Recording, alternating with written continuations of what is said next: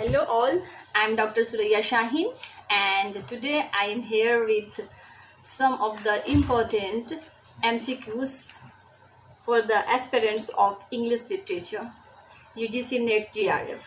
कई बार क्या होता है कि आप ठीक बुक्स नहीं पढ़ पाते हैं, डिटेल में आप नहीं पढ़ पाते हैं और यूजीसी नेट एग्ज़ाम जो है आपको कम टाइम में प्रिपेयर करने होते हैं, विद इन 6 मंथ में प्रिपेयर करने होते हैं, तो it's not easy to make all the notes in detail. तो यह आपके लिए काफ़ी इजी होगा। मैं काफ़ी डेप्थ में जाकर क्वेश्चन प्रिपेयर करती हूँ, objective questions.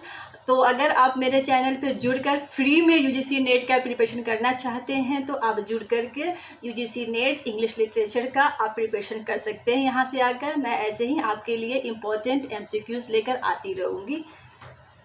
So now I come to the point. First question is Beowulf an important piece of literature from old English period is a or an.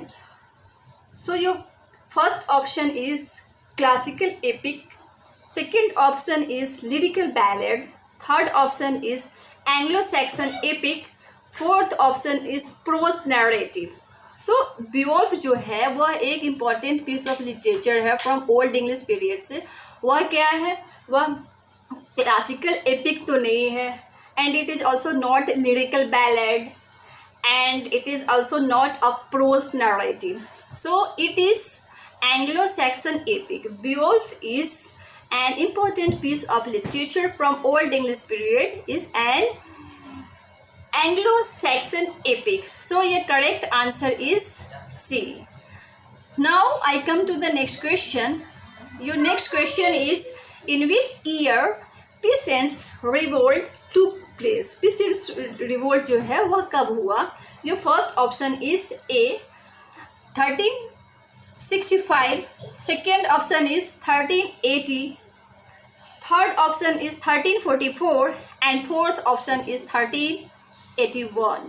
So the Peasants revolt took place in 1381. So your correct answer would be D. Understand? Now third question. The followers of John Wycliffe were known as. Your first option is Lollards, second option is Feudals, third option is Chaucerians, fourth option is University Beats. So जो John Wycliffe के जो followers थे उनको क्या कहा जाता था? So feudals, not feudals. Chaucerians नहीं था फॉलोवर्स, यूनिवर्सिटी बीट्स भी नहीं था followers. So the followers of John Wycliffe were called Lollards. So your correct answer would be here option A, 3 का ए होगा। Understand? Now question number 4। Who among the following has written Utopia? Utopia किसने लिखा है? So your first option is William Caxton, second option is Thomas More, third option is John Fisher, fourth option is Chaucer. So utopia किसने लिखा? Caxton ने नहीं लिखा, Fisher ने भी नहीं लिखा, चौसर ने भी नहीं लिखा।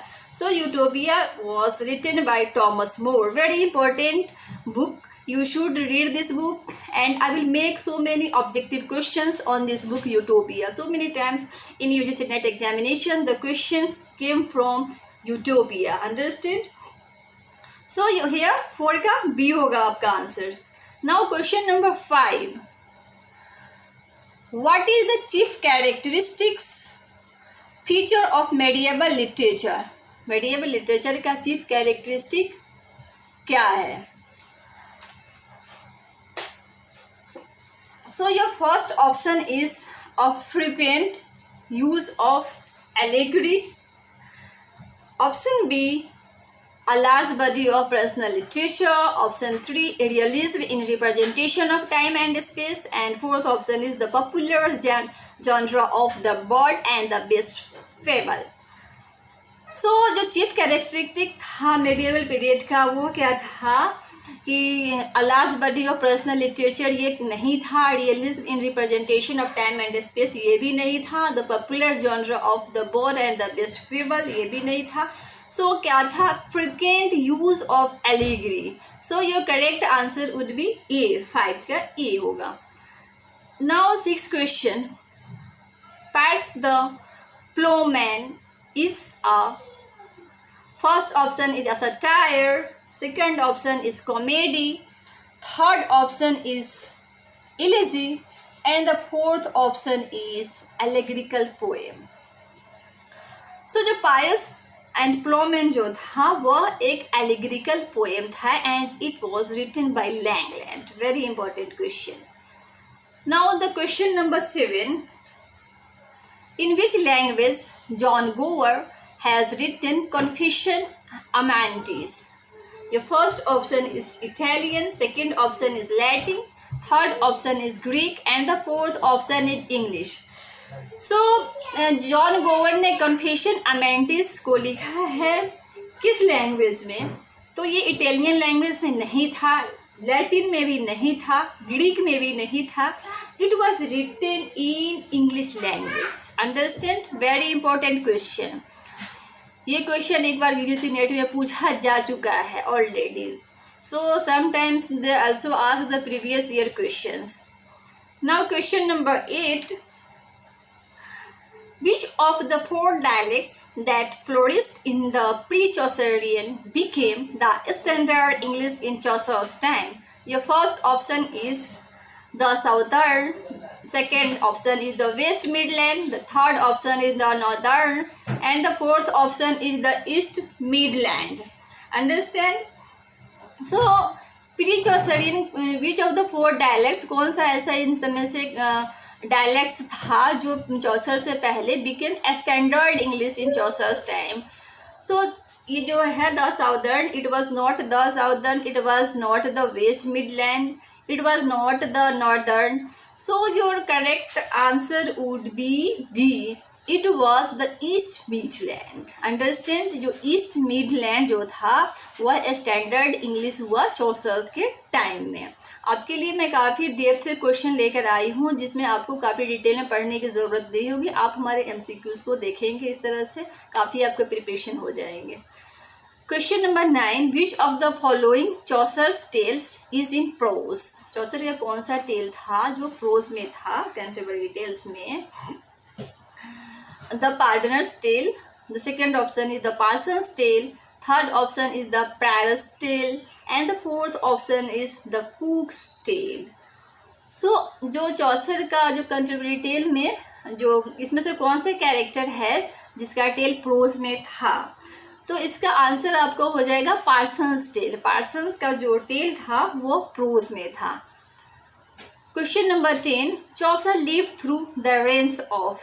Your first option is 3 kings, option B is 2 kings, option C is 5 kings, and option D is 4 kings. तो चौसर जो है वह कितने किंग्स के रेन में चौसर ने रहा? तो आपको पता होना चाहिए कि Chaucer was born in the reign of Edward III and lived through that of Richard II and died in the reign of Henry IV. तो यहाँ पर कितने हो गए कि यहाँ पर 3 हो गए. सो आपका करेक्ट आंसर क्या होगा? आपका 10 का ए होगा, 3 Kings. Okay, so today I solved 10 questions from the period from Chaucer to Shakespeare, and in the next class I will also come with some of the important MCQs from Chaucer to Shakespeare. आपको ज़्यादा detail में पढ़ने की ज़रूरत नहीं पड़ेगी अगर आप हमारे चैनल से जुड़ जाएंगे. तो मैं आपके लिए काफ़ी इंपॉर्टेंट क्वेश्चंस लेकर आती रहूँगी. Thanks for today. We meet in the next class.